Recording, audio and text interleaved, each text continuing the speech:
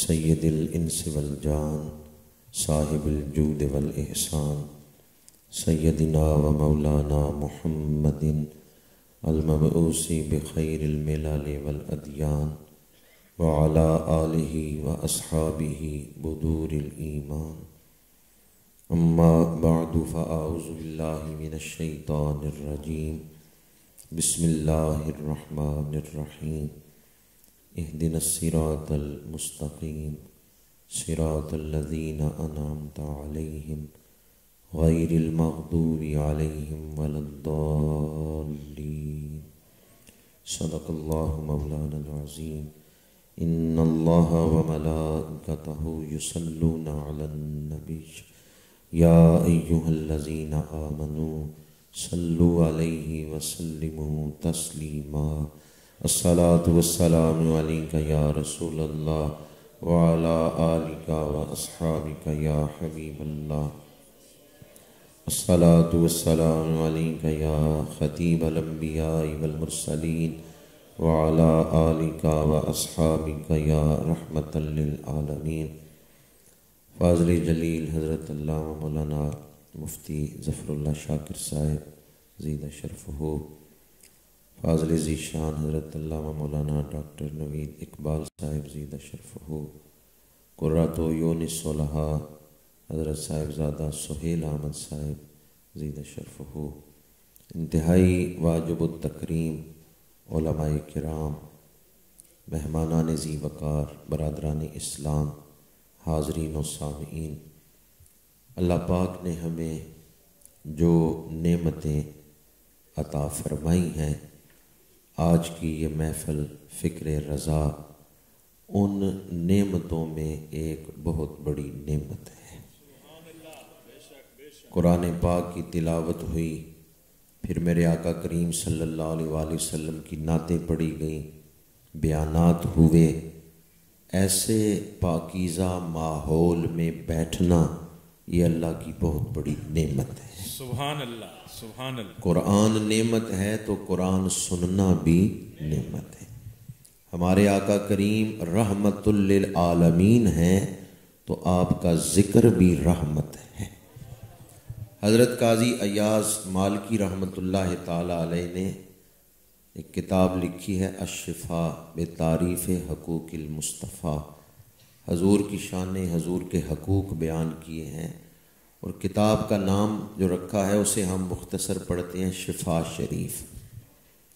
کیا نام انہوں نے رکھا ہے کہ حضور کا ذکر ہو اور شفا نہ ہو۔ حضرت قاضی ایاز مالکی نے کتاب کا نام کیا رکھا؟ شفا شریف، اور اس میں حضور کی شانیں بیان کی، ذکر کیا، امت پر حضور کے حقوق بیان کیے۔ تو نام جو انہوں نے منتخب کیا اس میں بہت بڑا پیغام ہے، حضور کا ذکر شفائیں بانٹتا ہے۔ کیا حضرت شیخ شرف الدین بصیری جو فالج کے مریض تھے، 15 سال فالج میں گزرے، جب انہوں نے قصیدہ بردہ شریف لکھا ہے تو شفا نہیں مل گئی؟ سبحان اللہ، بے شک بے شک۔ تو آج آپ بھی اس یقین کے ساتھ کہ اس محفل میں ذکر رسول ہو رہا ہے،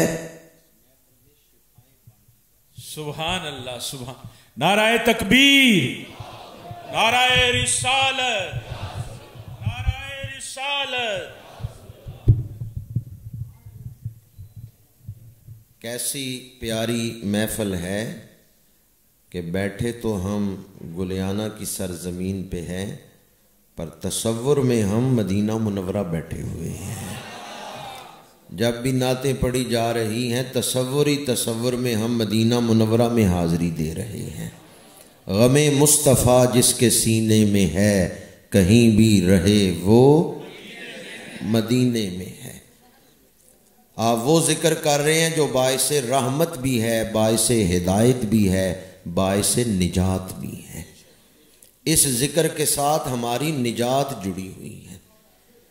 ایک دوست مجھے کہنے لگے کہ ٹھیک ہے حضور کا ذکر تو بڑی شان والا ہے، لیکن اس کے لیے مجمع لگانے کی کیا ضرورت ہے، محفل کرنے کی کیا ضرورت ہے؟ گھر اکیلے بیٹھ کے بھی ذکر کر سکتے ہیں، درود شریف پڑھ سکتے ہیں۔ اس کے بہت سارے جوابات ہیں، ایک جواب یہ ہے کہ منڈی میں جب ڈھیری کا سودا ہوتا ہے نا تو ڈھیری کے سودے میں ناقص مال بھی اچھے مال کے ساتھ بک جاتا ہے۔ آج ڈھیری کا سودا ہو رہا ہے، علماء تشریف لائے، مشائخ تشریف لائے، بزرگ تشریف لائے، سفید داڑھیوں والے بزرگ آئے بیٹھے ہیں، حفاظ قراء بیٹھے ہوئے ہیں۔ کسی ایک کی حاضری بھی قبول ہو گئی تو پوری محفل پہ ہی کرم ہو جائے گا۔ اٹھ فریدا ستے آتے میلہ ویکھن جا، مت کوئی مل جائی بخشے آتے تو بھی بخشے آتے۔ جن دوستوں نے آج محفل کا انتظام کیا ہے، دعا گو خالق کائنات انہیں اجر عظیم عطا فرمائے۔ انہوں نے مسافران جنت کا راستہ روشن کیا ہے، میکدائے محبت کو سجایا ہے، عشق رسول کے جام تقسیم ہو رہے ہیں، تو اللہ کریم منتظمین کو اجر عظیم عطا فرمائے۔ آج عنوان رکھا گیا فکر رضا کانفرنس۔ یہ فکر رضا کیا ہے؟ خدا کا فضل نبی کی عطا ہے فکر رضا۔ خدا کا فضل نبی کی عطا ہے فکر رضا، بھٹکنے والوں کو حق کا پتہ ہے فکر رضا۔ بھٹکنے والوں کو حق کا پتہ ہے فکر رضا۔ جہاں مدینے کی الفت پلائی جاتی ہے، نبی کے عشق کا وہ میکدہ ہے فکر رضا۔ رسول و رب کے تقدس کا پاسدار و امین، رسول و رب کے تقدس کا پاسدار و امین ہے ایک ادب کا حسین ضابطہ فکر رضا۔ ادب کا ایک حسین ضابطہ ہے فکر رضا۔ نئی ڈگر نہیں یہ مسلک صحابہ ہے، نئی ڈگر نہیں یہ مسلک صحابہ ہے، اکابرین کا ہی راستہ ہے فکر رضا۔ حدیث و قرآن کی تعبیر خوشنما کہیے، حدیث و قرآن کی تعبیر خوشنما کہیے، قوی دلیلوں سے ثابت شدہ ہے فکر رضا۔ ہے اہل بیت و صحابہ کے عشق کا دائی، خروج و رفت پہ ایک سائقہ ہے فکر رضا۔ شہ علوم و معارف مہ اصول و فروغ، شہ علوم و معارف مہ اصول و فروغ، شہ علوم و معارف مہ اصول و فروغ، ابو حنیفہ کے علم کی ضیاء ہے فکر رضا۔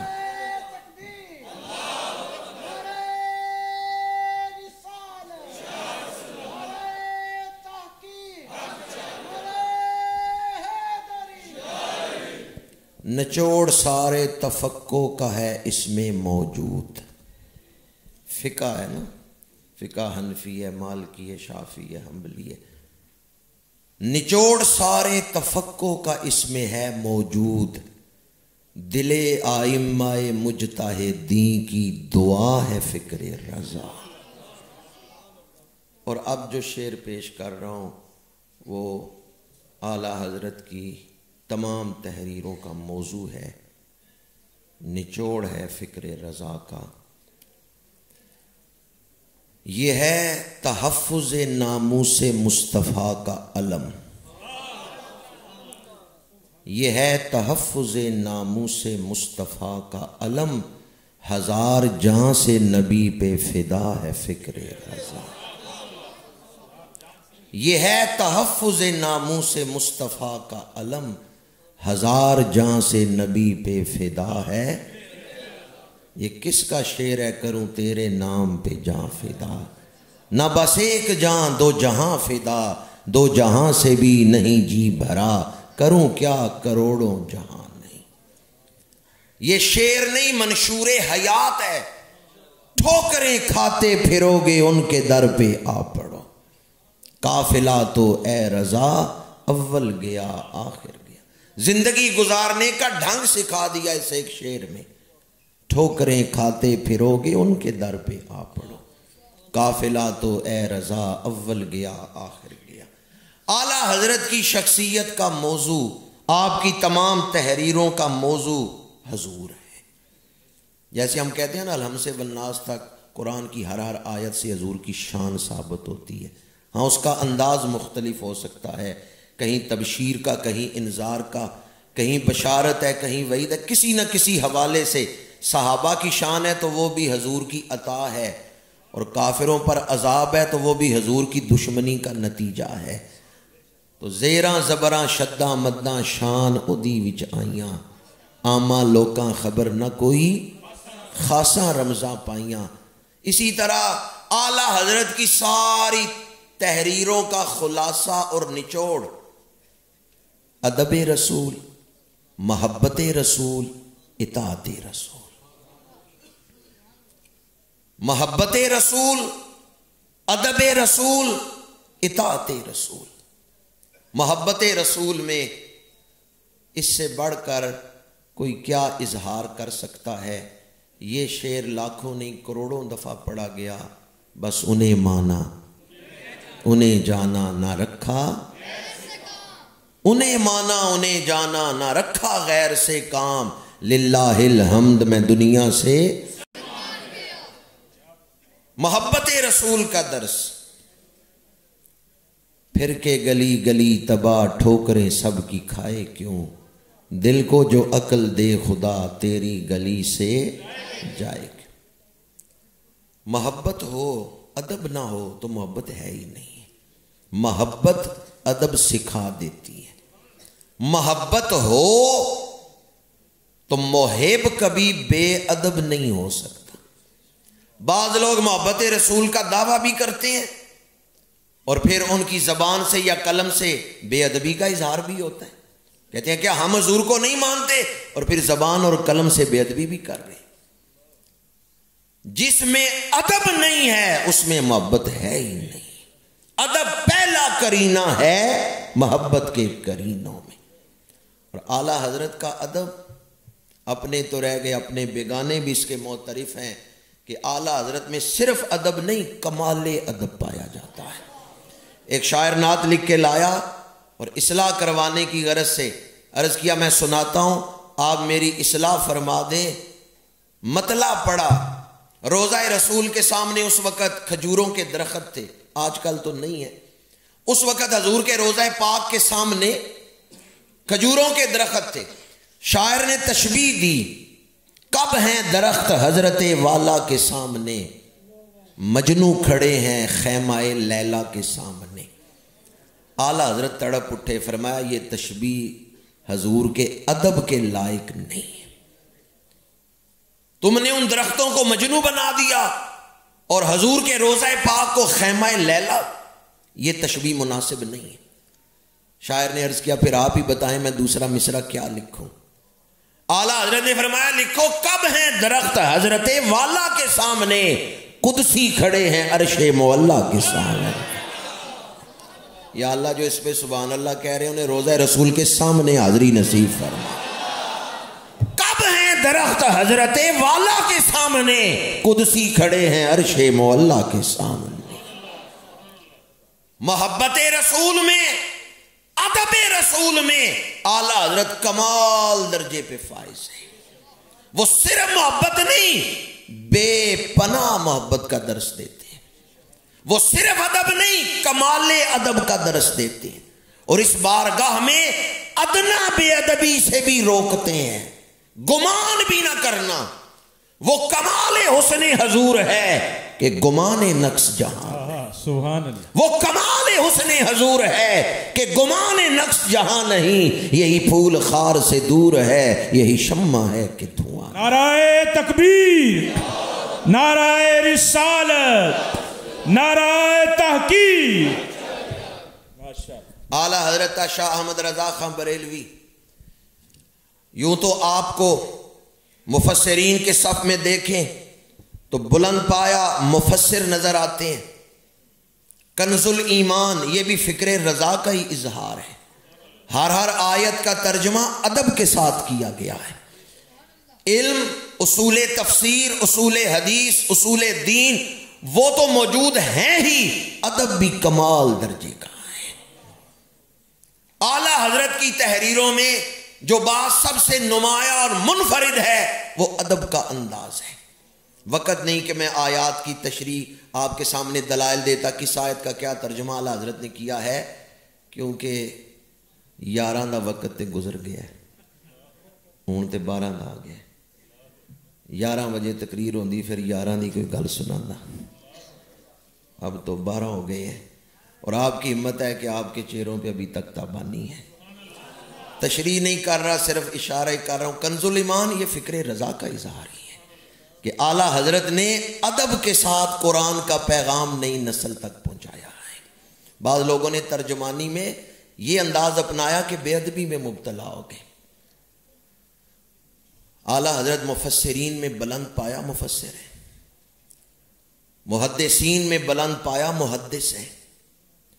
مجتہدین کی مختلف قسمیں ہیں، ان میں اعلیٰ حضرت مجتہدین میں بھی اعلیٰ اور بلند مقام رکھتے ہیں. بر صغیر کی تاریخ میں فتاوی رضویہ سے بڑا فتاوی کوئی نہیں ہے. بعض لوگوں کے پاس ایک جلد کا فتاوی ہے، میرے پاس موجود ہے فتاوی رشیدیہ، میں نے دیکھا ہے کہ وہ کتنے صفوں کا ہے. بعض مکاتب فکر کی طرف سے فتاوی شائع کیے گئے، کوئی ایک جلد کا، کوئی 2 جلدوں کا. فتاوی رضویہ سے بڑا فتاوی فقہ کی دنیا میں بر صغیر کے اندر کوئی نہیں ہے. بر صغیر کے اندر جو سب سے بڑا فتاوی ہے وہ فتاوی رضویہ ہے. ماضی قریب میں بہت بڑے فقی گزرے، علامہ ابن عابدین شامی. فتاوی شامی بڑی شان کا مالک، لیکن کئی مقامات پر علامہ ابن عابدین شامی نے لکھا ہے یہ مسئلہ میرے اوپر واضح نہیں ہوا، میں اس پر فتویٰ نہیں دیتا. وہ سوال جب اعلیٰ حضرت سے ہوتا ہے نا، تو اعلیٰ حضرت علامہ ابن عابدین شامی کا ادب کرتے ہوئے کہتے ہیں آپ کے خادم پہ یہ مسئلہ واضح ہو گیا ہے. سبحان اللہ، سبحان اللہ. میں آپ کی کتابیں پڑھتا رہا ہوں، اس کی برکت سے میرے اوپر یہ مسئلہ واضح ہو گیا ہے. یہ نہیں کہا کہ آپ پہ واضح نہیں ہوا تو میں واضح کرتا ہوں، نہیں، کہتے ہیں آپ کے خادم پہ یہ مسئلہ واضح ہو گیا ہے اور آپ کی کتابیں میں پڑھتا رہا ہوں، اس کی برکت سے میرے اوپر یہ مسئلہ واضح ہو گیا ہے. تو اعلیٰ حضرت کی تحقیق اس بلند پائے پہ ہے. ماضی قریب میں پاکستان کا ایک وزیر مذہبی امور گزرا ہے، کوثر نیازی. کوثر نیازی نے کہا میرے گھر ذاتی لائبریری میں 10,000 کتابیں ہیں جو میں نے خود پڑھ رکھی ہیں، میرے گھر میں موجود ہیں 10,000 کتابیں. کہتے ہیں میں نے ابھی تک اعلیٰ حضرت کو نہیں پڑھا تھا، کسی نے مجھے اعلیٰ حضرت کی کتاب تحفہ دی. جب میں نے اعلیٰ حضرت کی تحریر پڑھی تو مجھے پتہ چلا 10,000 کتابیں پڑھ کے میں سمندر کے کنارے بیٹھا ریت میں ہاتھ مار رہا ہوں. اگر سمندر کی گہرائیوں میں اتر کے کوئی موتی نکال رہا ہے تو اس کا نام احمد رضا خان ہے. سبحان اللہ، سبحان اللہ. جب یہ نیا نیا نوٹ جاری ہوا، پہلے تو سکے ہوتے تھے، اشرفیاں، دینار. جب نوٹ جاری ہوا تو سوال اٹھا یہ سمن ہے یا رسید ہے. یہ سوال دنیا عرب میں بھی پہنچا کہ نوٹ پر فتویٰ دیں کہ اس کی شرعی حیثیت کیا ہے، اسے سمن سمجھا جائے گا یا اسے رسید سمجھا جائے گا. اعلیٰ حضرت نے اس پر کتاب لکھی کفل الفقیہ الفاہم. جب یہ کتاب دنیا عرب میں پہنچی، ایک عرب سکالر نے اس کتاب کو دیکھا تو اپنے زانوں پہ ہاتھ مارتے ہوئے کہنے لگے علم سارا تو بریلی شریف میں چلا گیا. سبحان اللہ. علم کسے کہتے ہیں؟ اگر یہ دیکھنا ہو تو اعلیٰ حضرت کی کتابیں پڑھ کے دیکھیں کہ علم کسے کہتے ہیں. اعلیٰ حضرت پہلے فقہا کے فتاوی بیان کرتے ہیں، کالا فلانن کالا فلانن، آخر میں آ کے کہتے ہیں اقول، میں یہ کہتا ہوں. اور پھر پتہ چلتا ہے کہ تحقیق کسے کہتے ہیں. تو اعلیٰ حضرت شاہ احمد رضا خان بریلوی کی جو فکر ہے اس میں وسعت بھی ہے، گہرائی بھی ہے، گہرائی بھی ہے، اور ہر لفظ قرآن اور حدیث کی ترجمانی ہے. آپ نے شاعری کی ہے، بعض لوگ یہ سمجھتے ہیں کہ اعلیٰ حضرت کا تعارف شاعری ہے یا اعلیٰ حضرت شاعر ہیں. اعلیٰ حضرت نے شاعری کی ہے قرآن اور حدیث کی ترجمانی کے لیے، شاعری برائے شاعری نہیں کی. اعلیٰ حضرت نے شاعری کی ہے تو دین بیان کرنے کے لیے کی ہے. یہ جو شعر ہے، خلق سے اولیاء، اولیاء سے رسول اور رسولوں سے اعلیٰ ہمارا نبی، یہ تیسرے پارے کی پہلی آیت کا ترجمہ ہے. ملک کونین میں انبیاء تاجدار، تاجداروں کا آقا رفع بعدہم درجات. اعلیٰ حضرت نے شاعری برائے شاعری نہیں کی، اعلیٰ حضرت نے شاعری بھی کی ہے تو دین بیان کرنے کے لیے کی. اعلیٰ حضرت کی کتابیں ایک جگہ اکٹھی رکھ دیں نا اور تجزیہ نگاروں سے کہیں ذرا تجزیہ کرے تو تجزیہ نگار کہیں گے کسی ایک بندے کی یہ تحریریں ہے ہی نہیں ہیں، یہ تو کوئی بڑی ٹیم بیٹھی کئی صدیاں تحقیق کرتی رہی پھر یہ کتابیں لکھی. عقل چکرا جاتی ہے کہ ایک ہستی نے اتنی گہری کتابیں لکھی. ایک ہوتی ہے تالیف، ایک ہوتی ہے تصنیف.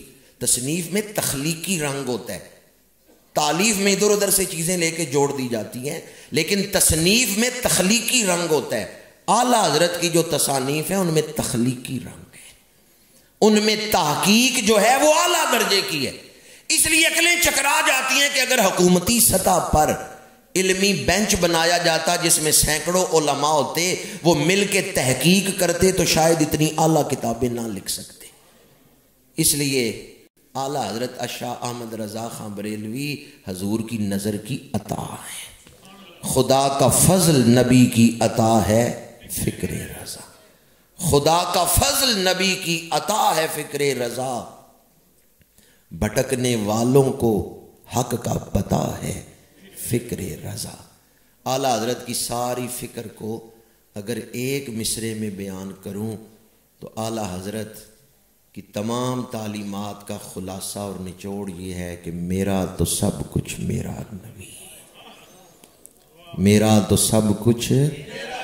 یقیناً جو رات گئے تک بیٹھے ہیں آپ سب کا بھی یہی عقیدہ ہے، میرا تو سب کچھ میرا نبی ہے. یہ مشرب صدیق اکبر ہے. غزوہ تبوک کی تیاری کا موقع ہے، گھر کا سارا سامان اٹھا کے لے آئے ہیں، گھر میں سوئی بھی نہیں رہنے دی، اپنا لباس بھی اتار دیا ہے، ٹاٹ کا بوریا لپیٹ لیا ہے. اور جب سارا سامان حضور کی بارگاہ میں پیش کیا، میرے آقا کریم نے فرمایا ماں اب کئی تلے اہلے کا، ابو بکر گھر والوں کے لیے کیا چھوڑ کے آئے ہو؟ یار غار نے جو جواب دیا اس کا ترجمہ یہ ہے میرا تو سب کچھ میرا نبی ہے. ہم بھی نہ حاضری لگوا لیں کہ ہمارا بھی یہی عقیدہ ہے. جو مشرب صدیق اکبر ہے، جو فکر رضا کا خلاصہ ہے، وہی ہمارا عقیدہ ہے، میرا تو سب کچھ. پروانے کو چراغ تو بلبل کو پھول، بس صدیق کے لیے ہے خدا کا رسول. علامہ اقبال نے لفظ بس کے اندر بڑی رس بھر دی ہے. اور کیا چاہیے؟ کہتے ہیں بس. اور کچھ مانگو؟ کہتے ہیں بس. حضور مل گئے، اور کیا چاہیے؟ مل گئے مصطفیٰ. دنیا میں زندگی میں کبھی نہ کہنا کہ میں قسمت میری اچھی نہیں، دوست چھوڑ گئے، بھائی ناراض ہو گئے، میں اکیلا رہ گیا، یا حالات اچھے نہیں. کبھی یہ نہ کہنا کہ میری قسمت اچھی نہیں ہے. مل گئے مصطفیٰ، اور کیا چاہیے؟ فضل رب العلا، اور کیا چاہیے؟ کتنا اعلیٰ نصیب ہے آپ کا. اللہ نے پہلے اپنے محبوب کو بھیجا ہے، پھر آپ کو حضور کی امت میں پیدا فرمایا. پروانے کو چراغ تو بلبل کو پھول، بس. صدیق کے لیے ہے خدا کا رسول، میرا تو سب کچھ. غزوہ بدر کے بعد ایک موقع پر بیٹے نے کہا ابا جان آپ میری تلوار کی زد میں آئے تھے، میں نے باپ سمجھ کے چھوڑ دیا. حضرت صدیق اکبر طرف اٹھے، فرمایا تو میری تلوار کی زد میں ایک دفعہ بھی نہیں آیا، اگر ایک دفعہ بھی آ جاتا میں تیرا سر قلم کر دیتا. حیران ہو کے بیٹے نے کہا کیا بیٹے کی محبت دل میں جوش نہ مارتی؟ بیٹا سمجھ کے آپ مجھے چھوڑ نہ دیتے؟ صدیق اکبر نے جواب دیا میرا تو سب کچھ. اولاد سے بڑھ کے حضور سے محبت، صدقے یا رسول. میرا تو سب کچھ میرا نبی ہے. غار سور میں سوراخ کے اوپر پیر رکھا ہے، ایڑی رکھی ہے، گود میں حضور کا سر اقدس اطہر و انور ہے، سانپ نے ڈنگ مارا، یار غار نے پیر پیچھے ہٹایا ہے، زہر کا اثر چڑھے گا، موت واقعہ ہو سکتی ہے، پیر پیچھے ہٹا لیں، فرماتے ہیں میرا تو سب کچھ، میرا تو سب کچھ۔ حضرت سیدنا ابو ہریرہ رضی اللہ تعالیٰ عنہ، آپ نے کلمہ پڑھ لیا، ماں نے ابھی نہیں پڑھا، کوئی کمزور جملہ ماں نے بولا، حضور کی بارگاہ میں آ گئے، یا رسول اللہ اجازت دیں تو میں ماں کا سر قلم کر دوں، میرے آقا کریم نے اجازت نہیں دی، یا رسول اللہ اجازت نہیں دیتے تو میری ماں کی ہدایت کے لیے دعا فرمانے، میرے آقا کریم نے دعا فرمائی، ابو ہریرہ اٹھ کے تیزی سے محفل سے باہر نکلے، صحابہ پوچھتے ہیں اتنی تیزی سے کدھر جا رہے ہو؟ کہتے ہیں میں گھر جا کے دیکھنا چاہتا ہوں پہلے میں گھر پہنچتا ہوں یا حضور کی دعا پہلے پہنچتی ہے؟ سبحان اللہ سبحان۔ اور پھر کیا آپ کا عقیدہ ہے پہلے کون پہنچا؟ حضور کی دعا۔ حضرت ابو ہریرہ گھر پہنچے، دروازے پہ دستک دی، والدہ نے کہا ٹھہر جاؤ، رک گئے، تھوڑی دیر بعد دروازہ کھلا، اندر گئے تو کیا دیکھا؟ بالوں سے پانی نچڑ رہا ہے۔ اماں جان تیار ہو کے غسل کر کے کہاں جا رہی ہیں؟ کہا خود دعائیں کرا کے آتے اور خود پوچھتے ہو کدھر کی تیاری ہے۔ ایمان کی دولت مل گئی۔ ابتدا میں جب حضرت ابو ہریرہ اجازت مانگ رہے تھے تو کس نظریے عقیدے کے ساتھ؟ میرا تو سب کچھ۔ حضرت سعد بن ابی وقاص رضی اللہ تعالیٰ عنہ 19 سال عمر ہے، حضرت صدیق اکبر کی دعوت پہ اسلام قبول کیا ہے، 7 یا 8 صحابہ کلمہ پڑھ چکے ہیں جب حضرت سعد بن ابی وقاص نے کلمہ پڑھا۔ ماں نے بھوک ہڑتال کر دی، کہا کلمہ چھوڑو ورنہ میں بھوک سے مر جاؤں گی، کھانا نہیں کھاؤں گی، پانی نہیں پیوں گی۔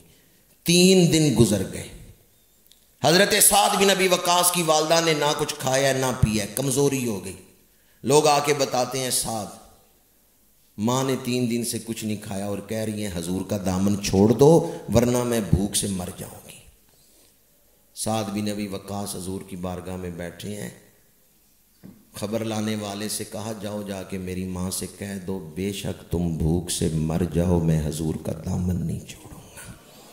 میرے کریم آقا کا انداز دیکھیں، خلق دیکھیں، آپ نے فرمایا سعد یہ نہ کہو کہ ماں کو پیغام دے دو کہ بے شک تم مر جاؤ، نہ، حالانکہ ان کی والدہ اس وقت کس حالت میں ہے؟ کفر کی حالت میں، لیکن حضور نے فرمایا نہ، یہ پیغام نہ دو کہ بے شک تم مر جاؤ۔ ہاں وہ بھوک ہڑتال کیے ہوئے ہیں، کھانا نہیں کھا رہی، انہیں اس حالت پہ بے شک رہنے دو، لیکن ان کی موت کا لفظ نہ منہ سے نکالو۔ حضرت سعد بن ابی وقاص نے جب آپ کو کہا گیا کہ والدہ کھانا نہیں کھا رہی تو اس وقت انہوں نے کیا جواب دیا؟ میرا تو سب کچھ۔ غزوہ احد سے حضور واپس تشریف لا رہے ہیں، میں نے فکر رضا کے تعارف میں ایک بات کہی تھی، نئی ڈگر نہیں یہ مسلک صحابہ ہے۔ غزوہ احد سے حضور واپس تشریف لا رہے ہیں، اہل مدینہ نکل رہے ہیں آگے استقبال کے لیے، ایک صحابیہ آنے والوں سے پوچھتی ہیں بتاؤ حضور کس حال میں ہے؟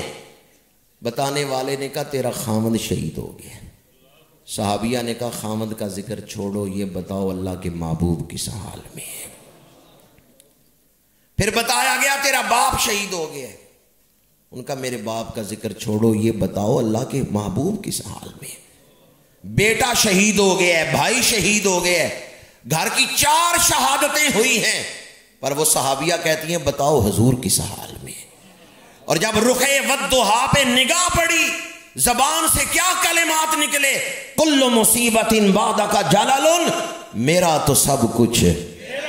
حضور آپ سلامت ہیں، سارے دکھ میں بھول گئی۔ آج جس دور میں میں اور آپ زندگی گزار رہے ہیں، فتنوں سے بچنے کے لیے، ایمان کی حفاظت کے لیے یہی نسخہ ہے جو اعلیٰ حضرت نے دیا ہے، انہیں مانا انہیں جانا، نہ رکھا نہ رکھا۔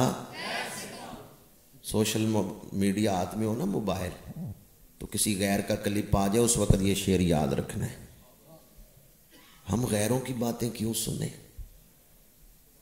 عارف کھڑی نے ترجمہ کیا ہے، عشق جنا دی ہڈی رچیا کنا تھی او ڈورے، غیراں دی گل سن دے نہ ہی ٹر دے اپنی ٹورے۔ سوشل میڈیا سے دین نہ سیکھیں، میڈیکل سٹور پہ دوائیاں ہوتی ہیں، ڈاکٹر نہیں ہوتے۔ یہ دوائیاں استعمال کیسے کرنی ہے؟ نسخہ کسی ڈاکٹر سے ہی لکھوانا ہے۔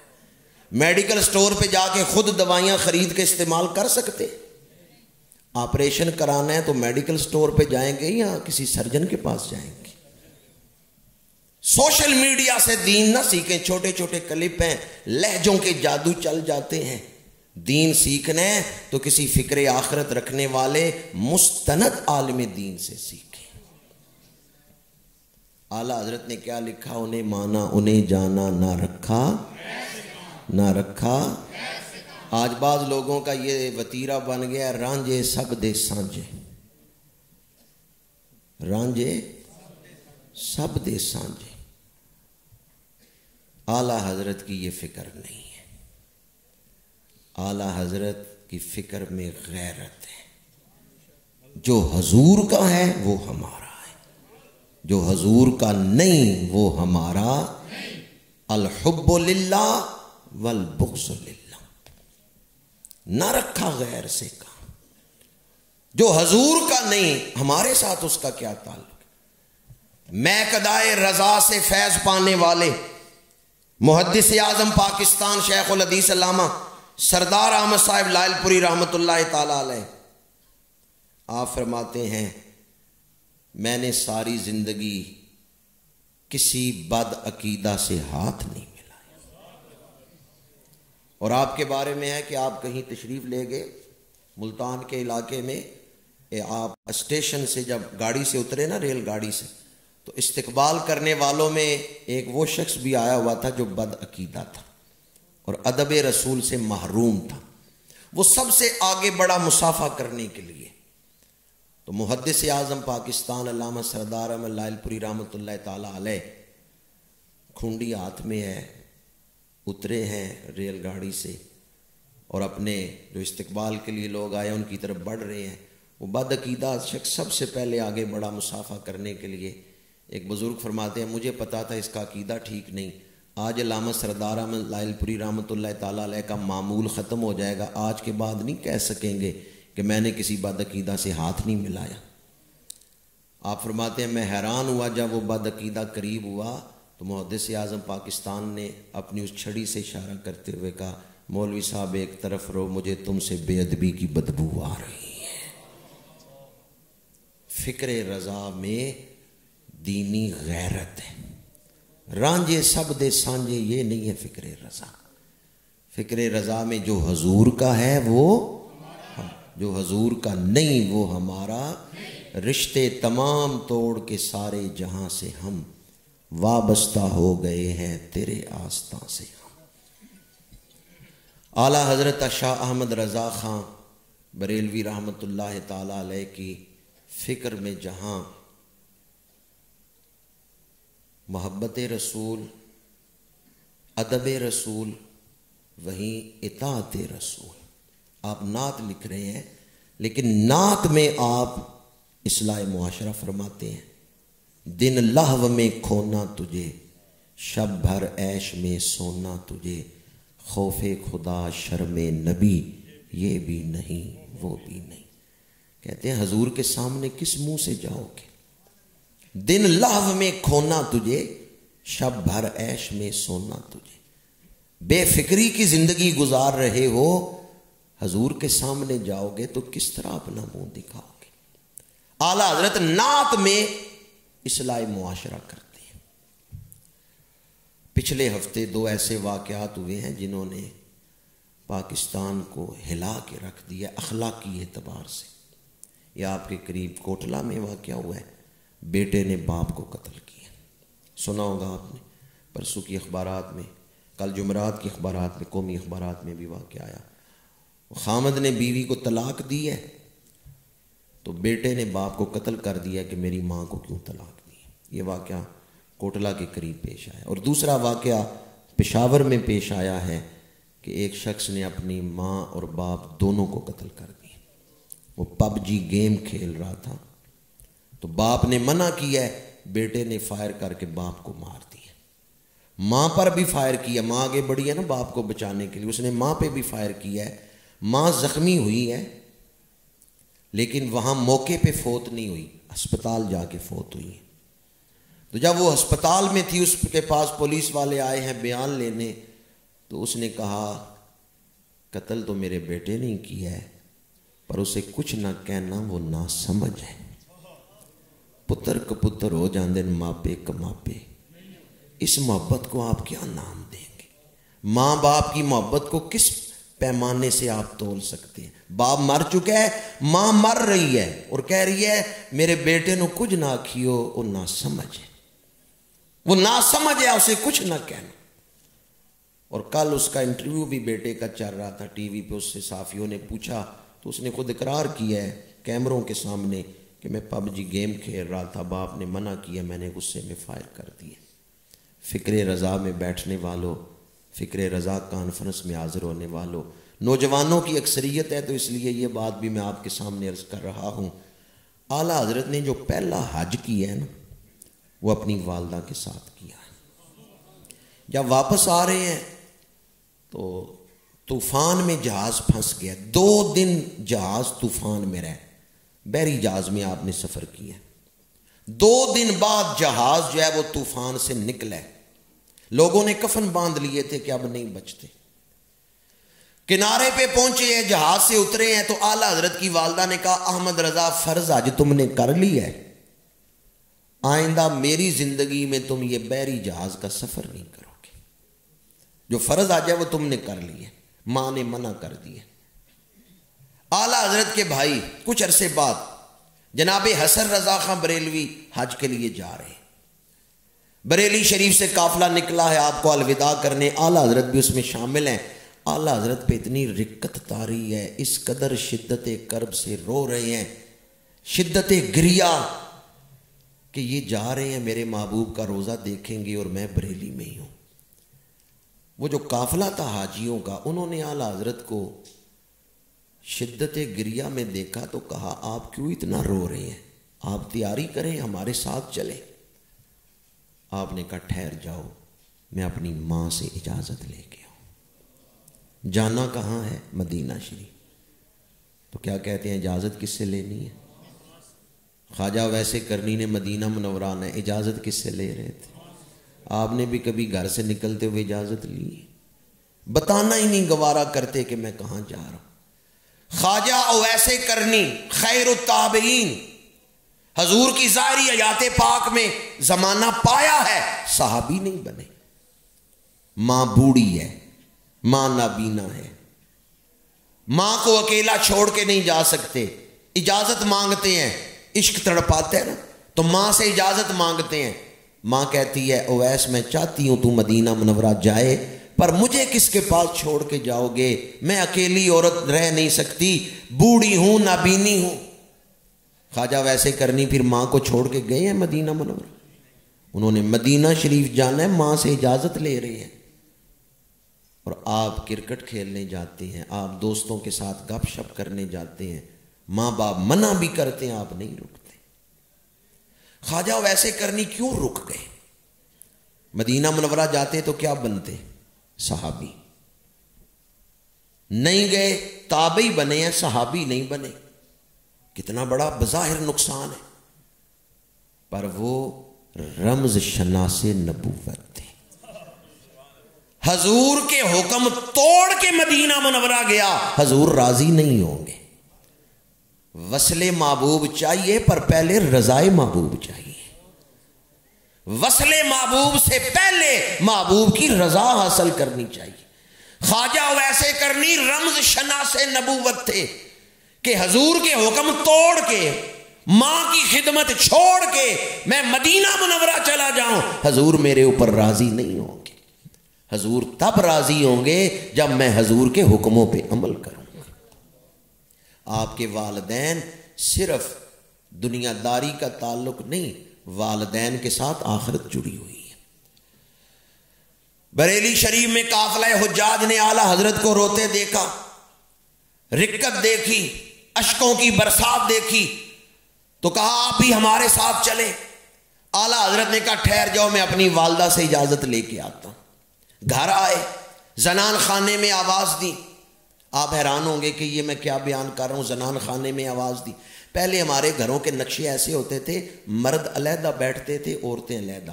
عورتوں والے حصے میں مرد نہیں جاتے تھے, وہ زنان خانہ حصہ کہلاتا تھا. محلے کی عورتیں آ کے عورتوں کے پاس بیٹھتی تھیں. مردوں کا حصہ علیحدہ ہوتا تھا. مرد مہمان آتے تو وہ مردانہ حصے میں ہی رہتے تھے. پہلے گھروں کے نقشے ایسے ہوتے تھے. آج کل تو آرکیٹیکٹ نقشے ہی ایسے بنا رہے ہیں, اس میں بے حیائی ہوتی. گھر میں جو کمرے بنائے جا رہے ہیں ان میں ہی شرم و حیا باقی نہیں رہتے. اعلیٰ حضرت نے زنان خانے میں آواز دی کہ عورتیں ایک طرف ہو جائیں, میں نے والدہ کی خدمت میں حاضر ہونا ہے. جو عورتیں وہاں بیٹھی ہوئی تھیں وہ سب پردہ کر کے الگ ہو گئیں. اعلیٰ حضرت اندر گئے تو کیا دیکھا, والدہ چادر تان کے آرام فرما ہے, والدہ سوئی ہوئی ہیں. اعلیٰ حضرت نے آواز دے کے نہیں اٹھایا, جسم ہلا کے نہیں اٹھایا, چارپائی کے پائنتی بیٹھ گئے. علم کے تاجدار, صدر الافاضل کے استاد, علم میں یگانہ روزگار, مینارہ نور پر ماں کے سامنے آئے تو استاذ العلماء, مرجع العلماء, بحر العلوم بن کے نہیں آئے, ماں کی خدمت میں آئے ہیں تو بیٹا بن کے آئے. آپ افسر ہیں تو ماں باپ کے سامنے افسر بن کے نہ جائیں, ماں باپ کے سامنے بیٹا بن کے ہی جائیں, عاجزی کے ساتھ ہی جائیں. اعلیٰ حضرت چارپائی کے پائنتی بیٹھ گئے اور اپنے ہونٹوں سے ماں کے قدموں پہ بوسہ دیا. والدہ نے چہرے سے چادر ہٹائی. کون ہو؟ کہا احمد رضا. کیوں آئے ہو؟ کہا حسن رضا حج پہ جا رہے ہیں, میرا بھی جی تڑپ رہا ہے. ماں نے سر پہ ہاتھ رکھا, جاؤ میں اجازت دیتی ہوں, قافلے کے ساتھ شامل ہو. پھر اعلیٰ حضرت قافلے میں دوسرے حج کے لیے جب گئے ہیں, جانا مدینہ شریف, ماں کے قدم چوم کے اجازت لے رہے ہیں. ماں باپ آرام کر رہے ہوں, ان کے آرام کا بھی خیال رکھیں. انہیں اٹھانا ہے تو ادب پیش نظر رکھیں. اعلیٰ حضرت شاہ احمد رضا خمبریلوی کے پاس فتوحات ہوتی نا, یعنی شاگرد مریدین ہدایہ پیش کر کے جاتے. ہم کیا کہتے ہیں پنجابی میں, شرنی. پیرانو کی دینا نذرانہ, شرنی. اعلیٰ حضرت کو جب شاگرد اور مرید تحائف پیش کرتے نا, اعلیٰ حضرت اپنی ملکیت میں نہیں رکھتے, جو کچھ آتا والدہ کو دے دیتے. پھر اپنے خرچ کے لیے والدہ سے مانگ کے لیتے تھے. جو کچھ آتا والدہ کی خدمت میں دے دیتے, انہیں مالک بنا دیتے. پھر جتنی ضرورت ہوتی والدہ سے لیتے. یعنی گھر کا مالک بنا کے رکھا ہے والدہ کو, احسان نہیں جتایا کہ میں پال رہا ہوں. والدہ ناروے اوسلو ایئرپورٹ پہ حضرت مولانا شاہ احمد نورانی رحمۃ اللہ تعالی علیہ کو الوداع کرنے کے لیے ناروے کے کچھ علماء آئے. میرے ایک دوست ہیں وہاں, انہوں نے مجھے یہ بات بتائی, پروفیسر عطاء المصطفیٰ کہتے ہیں میں نے پوچھا کہ والدہ صاحبہ آپ کے پاس ہوتی ہیں؟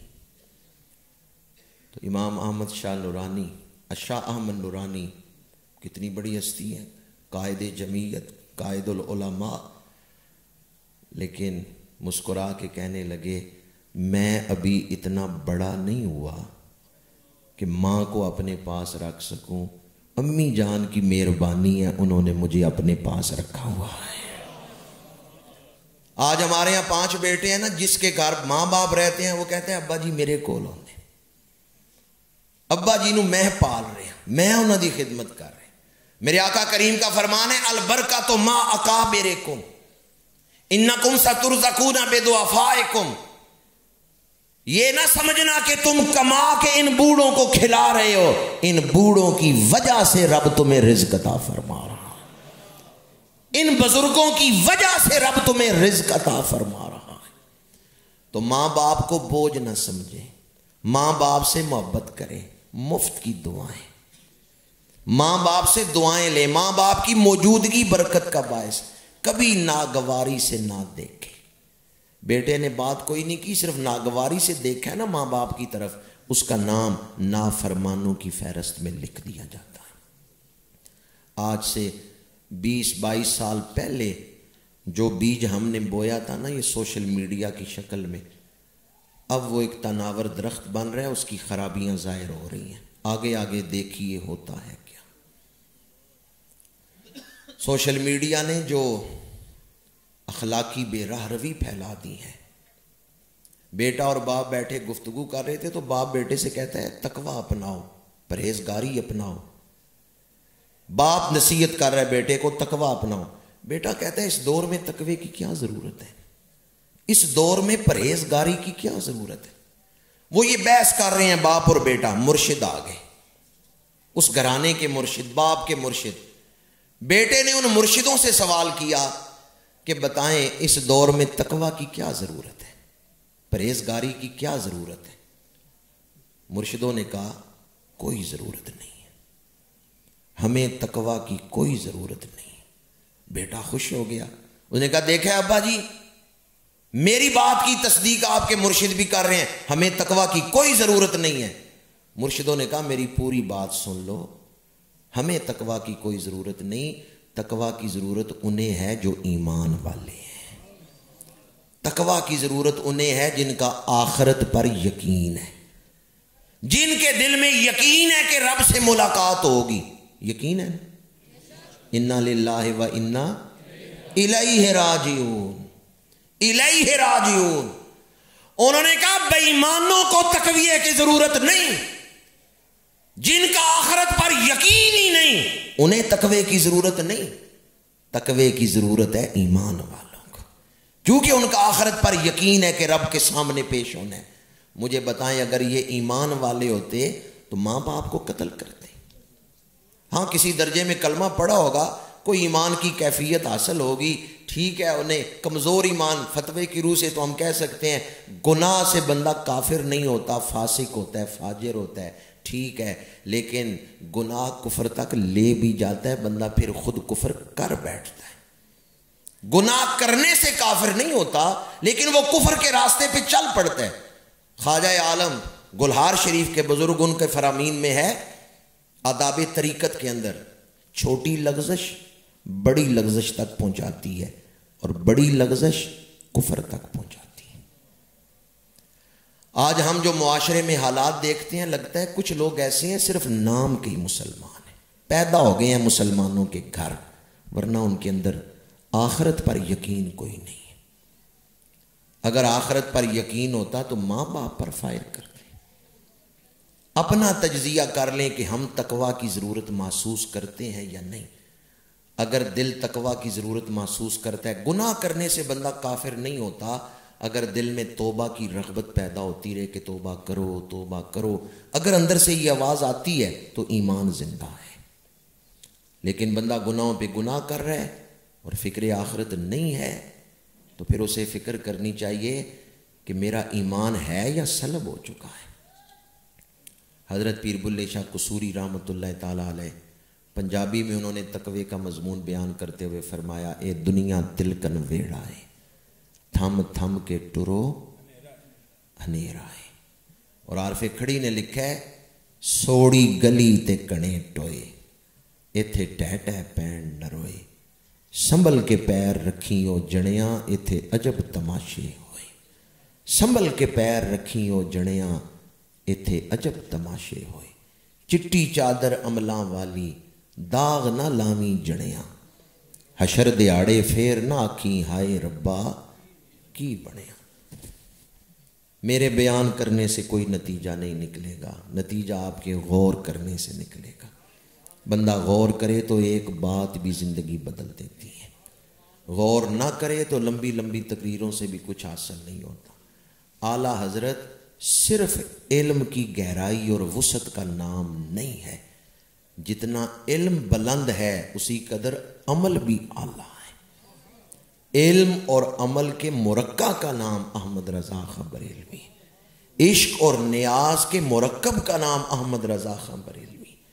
خالی علم یا مطالعہ کی وسعت سے فکر رضا کو یہ فروغ نہیں ملا کہ فکر رضا کو قرآن اور حدیث کی ترجمانی کہا جا رہا ہے، دین کی ترجمانی قرار دیا گیا ہے. یہ صرف وسعت مطالعہ نہیں ہے، اس کے ساتھ نور ولایت. حضرت میاں شیر ربانی، میاں شیر محمد شرک پوری رحمۃ اللہ تعالیٰ علیہ کے حوالے سے ہے کہ آپ بریلی شریف ہو کے آئے تو آپ سے کسی نے پوچھا بتائیں کیسے محدث کو دیکھا ہے. انہوں نے فرمایا آج میں ایک ایسے محدث کو دیکھ کے آیا ہوں جس کی نظر نبی کے چہرے پر ہے اور جس کی زبان پہ نبی کی حدیثیں ہیں۔ میں اپنی گفتگو کو اس پیغام پر ہی سمیٹتا ہوں۔ میں 4 گھنٹے تقریر کرتا رہوں، کوئی فائدہ نہیں ہے اگر آپ لوگ غور نہ کریں، اور اگر آپ غور کریں تو ایک بات بھی زندگی بدل سکتی ہے۔ فکر رضا کانفرنس میں نعتیں پڑھائی گئیں، ایک ہے نعت پڑھنا، ایک ہے چلتی پھرتی نعت بن جانا۔ یہ آپ لوگ جنہوں نے داڑھیاں چہرے پہ سجائی ہوئی ہیں، آپ زبان سے نعت پڑھیں نہ پڑھیں، آپ کا عمل ہی نعت پڑھ رہے ہیں۔ سنت اپنانا یہ بھی نعت خوانی ہے۔ ہم ان کو ہی نعت خواں سمجھتے ہیں، چاہے داڑھی تازی منڈا کے آئے ہوں، بس سریلے ہونے چاہیے۔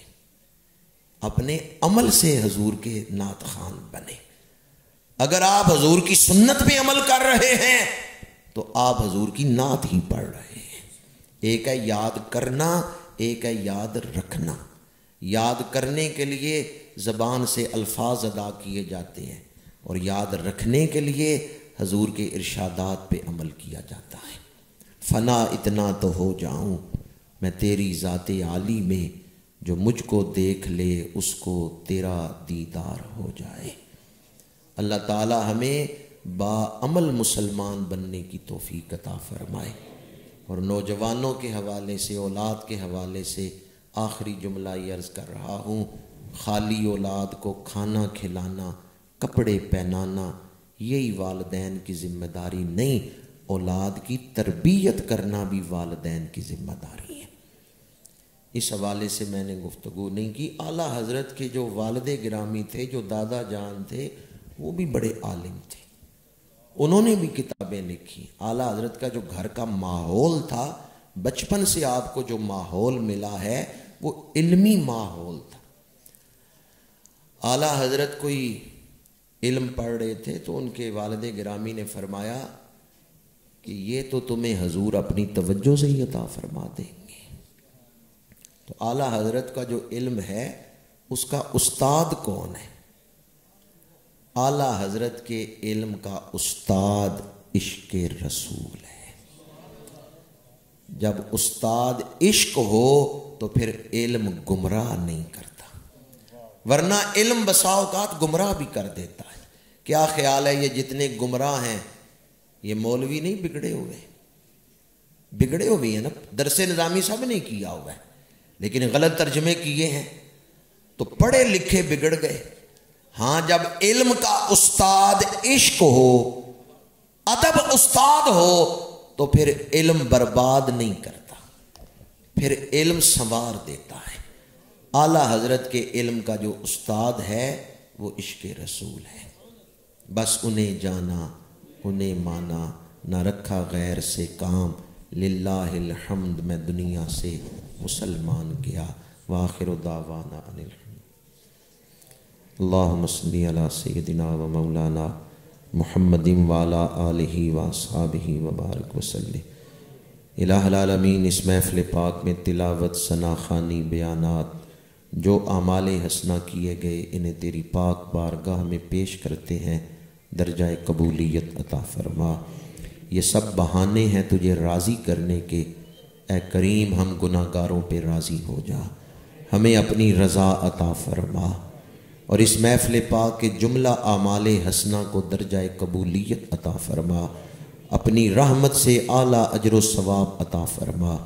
ان تمام اعمال حسنہ کا ثواب جو یہاں پڑھائی ہوئی، سب کا ثواب، جملہ انتظامات، جو پاکیزہ تخیلات ذہنوں میں آئے کہ محفل سجانی ہے، یا اللہ ان سب کا ثواب امام الانبیاء سید المرسلین خاتم النبیین صلی اللہ علیہ وآلہ وسلم کی بارگاہ عالیہ میں ہدیۃً تحفۃً پیش کرتے ہیں، قبول و منظور فرما۔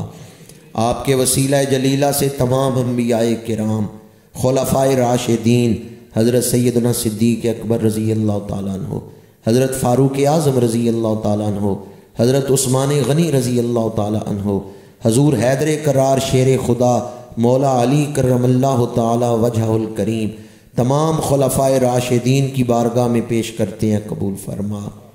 میرے آقا کریم کی ازواج مطہرات امہات المؤمنین 3 بیٹے اور 4 بیٹیاں، بالخصوص مخدومہ کائنات سیدہ نساء العالمین حضرت سیدہ خاتون جنت رضی اللہ تعالی عنہا کی بارگاہ میں پیش کرتے ہیں، قبول فرما۔ حسنین کریمین کی بارگاہ میں پیش کرتے ہیں، قبول فرما۔ میرے آقا کریم کی ساری آل پاک اور تمام صحابہ کرام کو ایصال ثواب کرتے ہیں، قبول فرما۔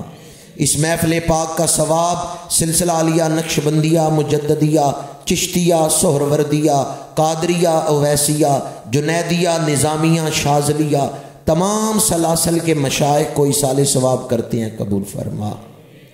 زینت الاصفیاء خواجہ محمد معصوم صاحب رحمۃ اللہ تعالی علیہ اور صوفی باصفا عاشق خیر الورا حضرت قبلہ پیر صوفی ریاض احمد صاحب نقشبندی رحمۃ اللہ تعالی علیہ، ان ہر 2 بزرگوں کو ایصال ثواب کرتے ہیں، قبول فرما۔ الہی صوفی ریاض احمد صاحب کے درجات کو بلندیاں عطا فرما۔ جتنے لوگ اس وقت دعا میں شامل ہیں تمام حاضرین محفل کے آباء و اجداد کو ایصال ثواب کرتے ہیں، قبول فرما۔ ربنا اغفر لی ولوالدی وللمؤمنین یوم یقوم الحساب۔ الہی حضور کی ساری امت مرحومہ کو بخشش عطا فرما۔ آج تک جتنے اہل ایمان اس دنیا سے جا چکے ہیں ان سب کی بخشش فرما، اور اس محفل میں حاضری کے صدقے آخری لمحے جب روح جسم سے جدا ہونے لگے ہماری زبانوں پہ یہ کلمہ جاری فرما دے، لا الہ الا اللہ محمد الرسول اللہ صلی اللہ علیہ وآلہ وسلم۔ الہی رسول اللہ کے غلام تیری بارگاہ میں سوالی بن کے تیرے محبوب کا ذکر کر کے تجھ سے دعا مانگ رہے ہیں، حاضرین کی جائز دلی حاجتیں پوری فرما، جو بیمار ہیں انہیں شفا عطا فرما، جو بے روزگار ہیں انہیں رزق حلال عطا فرما، جو بے اولاد ہیں انہیں نیک اولاد عطا فرما، جن کی اولادیں جوان ہیں انہیں اچھے رشتے عطا فرما، ہماری اولادوں کو ہماری آنکھوں کی ٹھنڈک بنا دے، اس دور کے فتنوں سے ہمیں بچا لے، ہماری اولادوں کو بچا لے، ہمارے معاشرے کو بچا لے، ہماری معیشت کو بچا لے، ہم تباہی کی طرف جا رہے ہیں، اے بچانے والے ہمیں بچا لے، تو کریم ہے ہمیں بچا لے۔ اللہم احفظنا من کل بلاء الدنیا وعذاب الآخرہ۔ ہم اپنے آپ کو تیری پناہ میں دیتے ہیں، ہمیں اپنی حفاظت عطا فرما۔ کوئی ایک شخص بھی اس محفل سے خالی واپس نہ جائے، تمام حاضرین کے دلوں میں جو جو نیک تمنائیں ہیں جائز خواہشات ہیں یا اللہ اپنے فضل سے پوری فرما دے۔ اے کریم تیری بارگاہ میں فریاد ہے، فریاد ہے، فریاد ہے، اہل پاکستان کو معافی عطا فرما۔ الہی اہل پاکستان کو معافی عطا فرما، ہمارے بگڑے ہوئے کام سنوار دے، ہمارے بگڑے ہوئے معاملات درست فرما دے۔ تو خشکی تری پہ قادر ہے، آسان میری مشکل کر دے، ساحل کی طرف کشتی نہ سہی کشتی کی طرف ساحل کر دے۔ الہی ہمیں کثرت سے درود شریف پڑھنے والا بنا دے، عشق رسول کی دولت عطا فرما دے، ادب رسول عشق رسول اطاعت رسول بیش از بیش نصیب فرما، تڑپنے پھڑکنے کی توفیق دے، دل مرتضیٰ سوزے صدیق دے۔ الہی جن دوستوں نے آج محفل کا انتظام کیا ہے انہیں اجر عظیم عطا فرما۔ ہمارے میزبان جناب حاجی محمد صدیق صاحب کی پوتی صاحبہ بیمار ہیں، دعا کریں اللہ انہیں صحت عطا فرمائے۔ الہی ان کے پورے خاندان پہ فضل فرما، ان کی اولاد کو حضور کا سچا خادم اور نوکر بنا۔ آج جو نوکری انہوں نے دی ہے اسے قبول فرما۔ جن دوستوں نے کوئی ڈیوٹی دی ہے، انتظامات میں کسی حوالے سے حصہ لیا ہے، تمام منتظمین معاونین کو اجر عظیم عطا فرما۔ یا رب دل مسلم کو وہ زندہ تمنا دے جو قلب کو گرما دے، جو روح کو تڑپا دے۔ وصلی اللہ تعالی علی رسولہ خیر خلقہ سیدنا و مولانا محمد و علی آلہ و اصحابہ اجمعین۔